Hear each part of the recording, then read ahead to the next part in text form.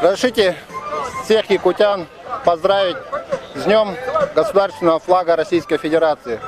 Сегодня по всей России мы поднимаем свой флаг, который насчитывает историю более чем 300 лет.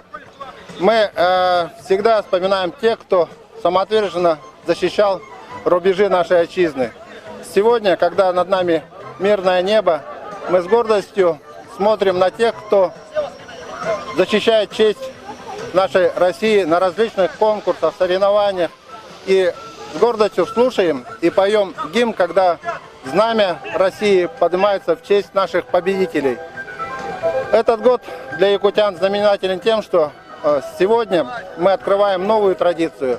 Здесь, на смотровой площадке возле Якутской ГРЭС, которая питает энергией всю центральную Якутию, мы водружаем знамя России.